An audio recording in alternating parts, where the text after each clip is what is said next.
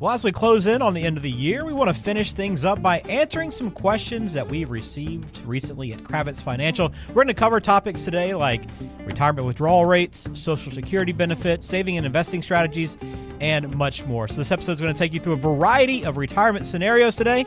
So let's jump in.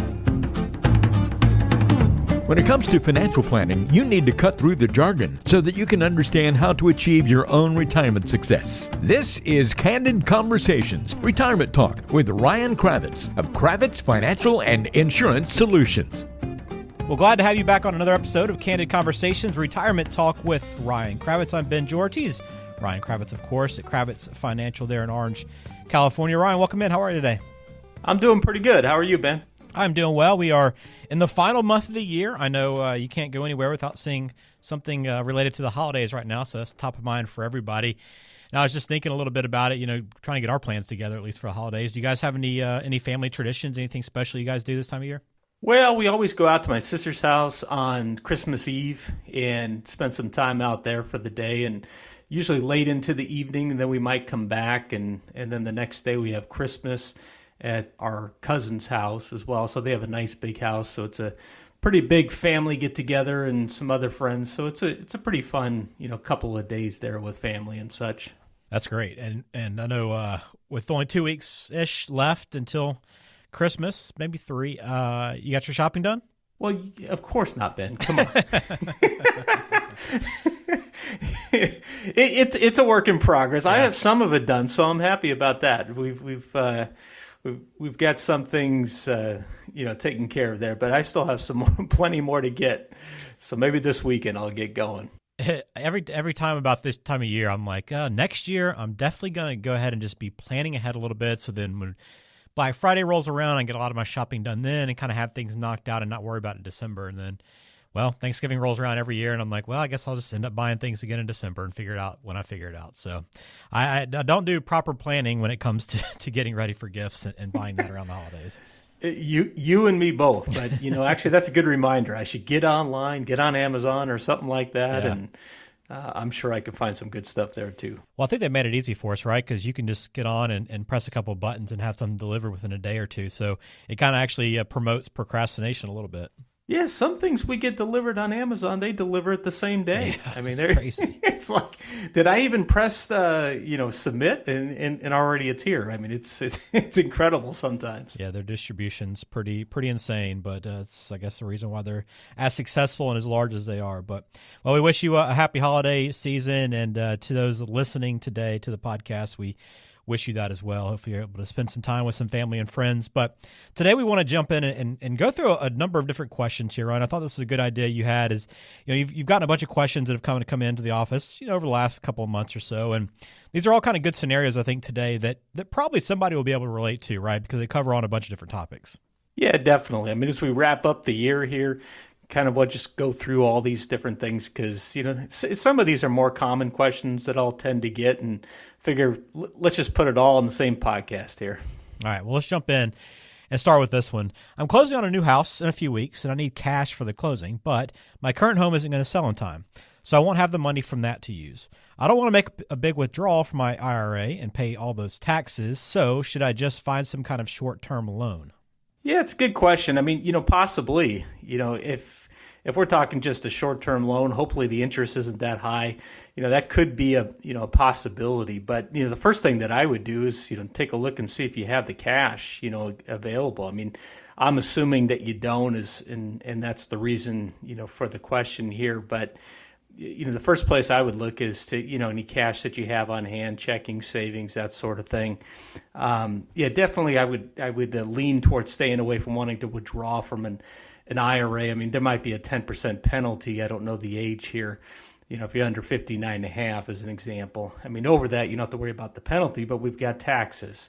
And especially if, you're in a higher tax bracket, maybe right now may not be the wise thing to do. So, if we're just talking about a short-term loan, I mean, it's really no big deal. I say, go for it. Go ahead and do it and enjoy the new home. It's a good sign, though, that this person's asking that question, though, too, right? Because not everybody thinks through it. They just kind of go, okay, I got a bunch of money in my IRA. Let me just pull from that. Unfortunately, that happens way too often. Mm-hmm. All right, good question there. And if you find yourself in that scenario, again, you want to sit down with a financial professional. As we go through all these questions, too, if anything kind of you relates to you and maybe your family, you can always reach out to Ryan, kravitzfinancial.com, or just give him a call at 714-462-9155. All right, here's another one talking about properties. Here's one that says, we have homes in 2 different states, and we really like both of them, but we're also both 57 years old and would like to retire at 60. So 3 years out here. Is it worth selling one of the homes to make this work? Yeah, so this is a great question. And this is one of those questions I just can't answer. I mean, nobody can answer other than you in this situation, because it ultimately comes down to, what do you want your retirement to look like? What is that vision? What's important to you? If you're going to look at a couple of different options here, let's say option A and option B, and option A was, hey, you get to retire at 60, but in order to do it, you have to sell one of your homes. Or you can retire at, let's say, 65 or 67 or something like that. And if you do that, you can keep both homes. What's most important to you? So it's really a case-by-case basis, and for you to kind of determine what makes most sense. Now, going beyond that, though, if you really want to have both homes and you really want to retire sooner rather than later, and another thing to consider here is, perhaps can you rent out the other home perhaps for part of the year to help make the math work, help make the numbers work. So definitely some things to consider. Yeah, it's a good opportunity there to run some numbers, right, and kind of see what the different options are and the different decisions you could make to give yourself the most, I guess, favorable outcome and what you, I guess, whatever fits your goals the most. For sure, yeah. All right, good question there. All right, here's another one. This one. I retired 3 years ago, but I just did the math, speaking of doing the math, and discovered that my withdrawal rate for my savings is about 6%. Is that way too much? Well, so it depends. The amount that might be safe for you to withdraw from your portfolio is going to depend on several different factors. I mean, one of them is, are you planning to adjust that for the overall rate of inflation going forward? Or are you looking maybe to, spend more money early on in your retirement years and then, kind of scale that back? A lot of the people that I talk to, they want to spend more money in their early part of their retirement. So we'll account for more living expenses then, and then have that, slowly start to drop over time as you get older. Now, healthcare expenses, we factor that in separately, and healthcare expenses are going up at twice the rate of the overall inflation rate. So, big picture is the right withdrawal rate is going to depend upon, what is your age today? And, how long do you think you might live? How long do we need to have this money continue for? And again, are we looking to, stay at, let's say, a 6% withdrawal rate, or are we looking to scale this back? If we're talking over, let's say a 30-year period, and we're going to take a 6% withdrawal rate and increase that for the overall rate of inflation, that's very aggressive. And you got to be very careful there, and would probably want to have that scaled back. But again, that's where you're going to want to really track what your expenses are. That's the first thing I always advise before you retire. You have to know what your expenses are, and then create that plan around that. Because for some folks, you may spend 8% of your portfolio in the early years of your retirement, but then you start to scale that back to maybe 5%, and then 4%, and then maybe 3% as you get older. So it's really a case-by-case basis, depending upon what's important to you and what you want your retirement to look like. We're going through some questions that have come into Cravitz Financial in recent weeks and months to close out the year here on the show. Here's another one, an investing question. I have a few CDs that will be maturing in the next year. I'm worried about what the market will do. So should I just reinvest in more CDs once they mature? So, this is one of those, of course, depends answer, because it's going to depend on what the purpose of that money is for.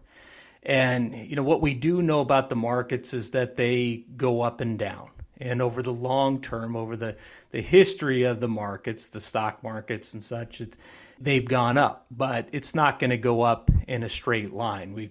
we have that volatility there from day to day. But, that's where it comes back to, what is the purpose of this money? Is this something where you're going to need some money, let's say in the next 6 months, 1 year or something like that? Then perhaps finding a good CD or a good, savings account just to kind of keep that money available for when you need it real short term could make a lot of sense. But if this is money that you need to, you're not planning to spend anytime soon, that you're just going to, continue to save, maybe you're going to withdraw little bits from this over time for income in retirement or something like that, that might be invested then, very differently. So it's just going to depend upon, that purpose of the money and then how much of it you're going to need and when. All right, great question. I know one probably other people are thinking about when they are concerned about the market, which who knows what it could do over the next year and beyond. Here's one. Go ahead. Ben, the other thing that I find here too is, I hear that sometimes, and I'm worried about the market, and sometimes what that makes me wonder, actually a lot of times what that makes me wonder is somebody investing according to what their risk tolerance is? Mm-hmm. Perhaps they're, seeing their portfolio, going up and down maybe more than they're comfortable with. And there's a difference between risk tolerance and risk capacity. So in other words, it's one thing to be, comfortable from a psychological perspective. This is our risk tolerance, what we're comfortable with day to day, month to month, that sort of thing. But risk capacity is something that's very, different but related, because that has to do with how much risk are we, able to take, or should we be taking, more objectively in order to meet those goals. And sometimes those two things don't match, even though, maybe it makes sense that you could be, more aggressive, let's say, in your investments. Maybe from a risk tolerance perspective, it's just not comfortable. And, maybe you don't really need to take that additional risk to meet your objectives. So again, that's where it comes down to, what is your income plan? What is your need for expenses, and making sure it matches. Otherwise, you'll just be uncomfortable. Yeah, that's a good point. All right, here's one, I guess, for you specifically, Ryan. I've interviewed a few different financial advisors, and they're all very cryptic about what they're actually going to do with my money. It's like they don't want to tell me anything until I give them everything, and then they'll surprise me or something. So is this normal? Well, here's the thing. I mean, certainly before you start working with a new advisor, you should absolutely have a good understanding of what you're invested in, how the plan's going to work, and all that sort of thing. On the other hand, on the flip side here is, if you're just meeting with a new advisor, for the first time, they wouldn't have a chance to get to know you enough yet and really have a good understanding as to how you should be invested in order to meet your goals. I would be very cautious about anybody that's making specific investment recommendations to you after as little as just one, meeting, or, right when you're getting together there. It's much more nuanced than that to, just make snap decisions on how a whole portfolio needs to be created. So, it's got to be careful on both sides. Yeah, that's a good question, Ryan. And I think, too, it's a good reminder that, you're not committed to anything, right? So if you go in and you don't feel comfortable with, with what somebody's telling you or something that they're asking you or wanting you to do, you can always go and have other meetings with other advisors and just see what else is out there. Absolutely. I mean, you have to make sure that you're comfortable with what your plan is, with what your portfolio is, with your relationship with the new advisor that you're working with. And here's the other thing, too, is sometimes I find that people feel uncomfortable to ask their advisor questions for various reasons. But if you have that feeling at all, then address that. You have to feel comfortable that any advisor you're working with, that you can have that level of comfort where you can just go back and forth and ask questions, and not feel either intimidated, like maybe these are things you should already know the answers to or something like that. Whatever it is, you just need to make sure that you're comfortable. All right, got a couple more questions here, Ryan. Here's one on debt and saving. I like this question. I've been paying off debt aggressively for many months, and I almost have it all knocked out. And once it's done, I don't have any more payments, and I'll have almost $3,000 that I can save each month. I'm 53, and I feel behind with my retirement savings, so I want to be aggressive with this money so I can catch up. What should I do with it? Well, first off, congratulations for being debt-free or almost debt-free in this case, and now having $3,000 a month freed up in order to save and invest. That's fantastic. So the first thing I would take a look at is, do you have money in savings? I'm guessing maybe not too much if a lot of the money is going to pay off debt, but the first thing I would do is make sure that you have money in a savings account, minimum 3 months, but maybe more like 6 months or so, just kind of depending upon your situation, depending on what kind of job you have, how secure that job might be, or maybe you're not working right. Every case is different, but you have to have an emergency reserve set up in case the roof leaks, car breaks down, and all that sort of thing.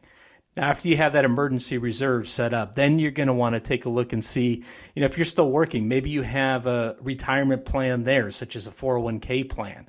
I would consider maxing that out. And also, too, is, they may just have the option where you can fund it on a pre-tax basis, but you may want to consider putting some money in a Roth 401k or fund it after tax if they have that available to you.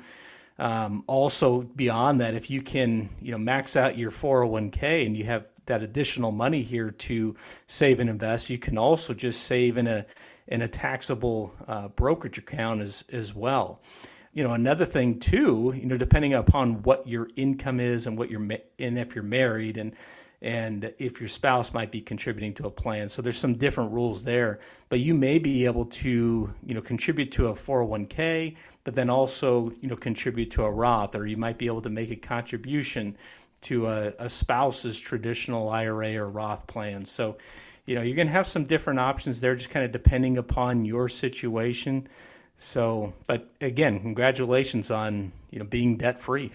Yeah, great position to be in. And, even if you feel like you're a little behind, you can do a lot of work in your 50s to catch up. So, again, sit down with a financial professional. Again, if you want to talk with Ryan, you can go to kravitzfinancial.com or you can call 714-462-9155. All right, let's close out with one more on Social Security.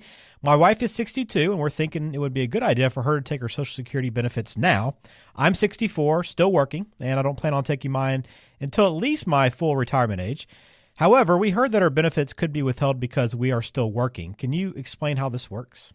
Yeah, so good question here. Kind of unpack these different things here. So you're 64 right now, and so you haven't yet reached your full retirement age. Now, I don't know. It depends upon the year you were born, what your full retirement age is. But it's somewhere between 66 and 67.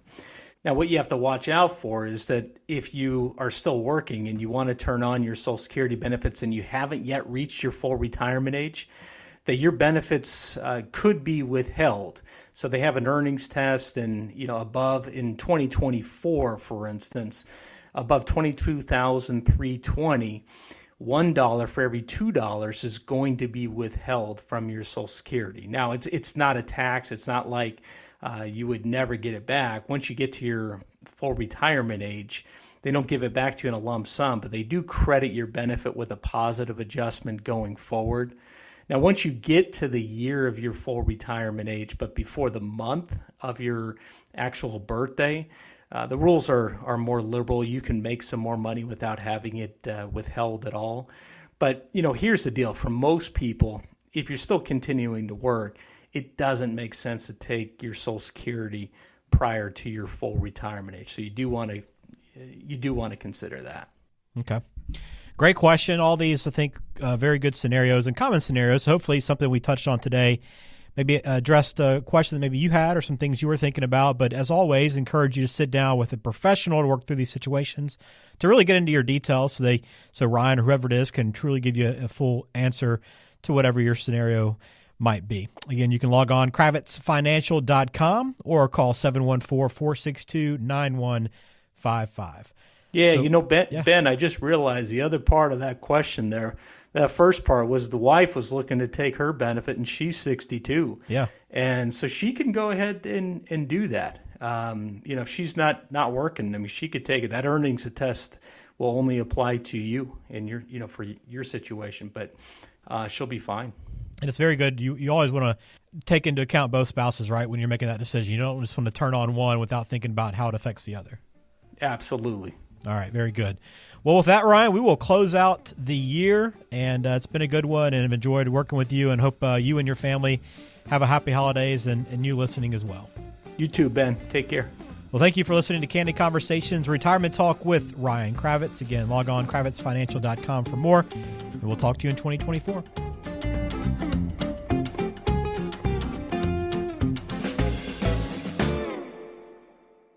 Information provided is for informational purposes only and does not constitute tax, investment, or legal advice. Please consult with a qualified professional before taking any action. Investment advisory services offered through Brookstone Capital Management, LLC, BCM, a registered investment advisor.